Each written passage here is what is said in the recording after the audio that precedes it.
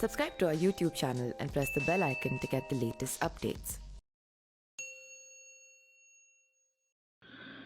नमस्कार, मैं पिंटू सिंह यादव आप सभी का स्वागत करते हैं न्यूज लाइव में। दोस्तों 2023 की शुरुआत हो चुकी है और 2024 में देश का सबसे बड़ा चुनाव होने वाला है और वो चुनाव प्रधानमंत्री को लेकर होने वाला है। आपको पता हो कि जब इसकी जैसे शुरुआत होगी चुनावी बिगुल बज जाएगा, लेकिन उसको लेकर भारतीय जनता पार्टी से लेकर तमाम कांग्रेस पार्टी हो या फिर और भी पार्टियां हैं वो उसकी तैयारियां में जुट गई हैं। कोई भारत जोड़ो यात्रा निकल रहा है तो कोई गाजीपुर से अपनी यात्रा का शुरुआत कर दिया है। यानी कि आपको पता होगा कि जेपी नड्डा और योगी आदित्यनाथ ने गाजीपुर से शंखनाद किया है और वहां से चुनावी माहौल को ढालने का प्रयास किया। इस कड़ी में वहां के सांसद अफजाल अंसारी का 2024 चुनाव को लेकर एक बड़ा बयान आ गया है जो वाकई चौंकाने वाला है। क्या बयान है, पूरी जानकारी आपको इस वीडियो में बताने वाला हूं, तो चलिए शुरू करते हैं।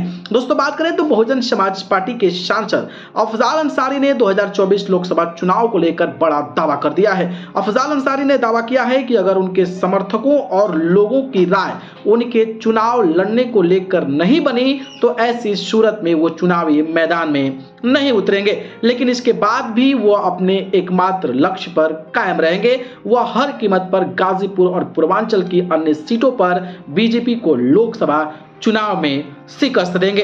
अफजाल अंसारी ने कहा कि 2024 में चुनाव लड़ने और ना लड़ने का फैसला वह जनता के मूड पर तय करेंगे। उन्होंने कहा कि मेरा एक ही लक्ष्य है कि वह है बीजेपी को हराना। वह राजनीतिक रूप से अपनी बलि देकर भी बीजेपी को हराने का प्रयास करेंगे। अफजाल अंसारी ने बताया कि सिर्फ गाजीपुर में ही नहीं बल्कि आसपास के जनपद जैसे कि बलिया की बात कर लूं, चंदौली, सलेमपुर, घोसी, आजमगढ़, मछली शहर, लालगंज, भदोही की लोकसभा सीटों पर बीजेपी को हराना जो है उनका पहला लक्ष्य है। अफजाल अंसारी ने बताया कि 2019 के लोकसभा चुनाव में हार से भारतीय जनता पार्टी घबराई हुई है। उन्हें जनता के फैसले पर पूरा यकीन है। 2024 में पिछले चुनाव से भी बड़ी मार्जिन से चुनाव जीतने में कामयाब होंगे। 2024 के चुनाव लड़ने की बहुत से फैसले हैं वो आने दिनों में सार्वजनिक करेंगे कि वो चुनाव लड़ेंगे या नहीं लड़ेंगे। वहीं बात करें तो अफजाल अंसारी ने यह भी कहा कि उन्होंने अपना जीवन का बड़ा हिस्सा जनता के बीच बिताया है। उनकी उम्र अब 70 साल हो गई है। जनता से उन्हें बेशुमार प्यार मिला है। जनता उनको वोट देती है, साथ ही चुनाव लड़ने का चंदा भी देती है। जनता अगर नहीं चाहेगी तो चुनाव नहीं लड़ूंगा। वहीं उन्होंने कहा कि अगर उन्हें चुनाव लड़ना होगा तो किस पार्टी और किस सिंबल पर चुनाव लड़ेंगे तो ये बाद में सार्वजनिक करेंगे, ऐसा अफजाल अंसारी का कहना है। वहीं बात करें तो 2019 लोकसभा चुनाव में वह गठबंधन के समाजवादी पार्टी और बहुजन समाज पार्टी के उम्मीदवार के तौर पर चुनाव लड़े थे।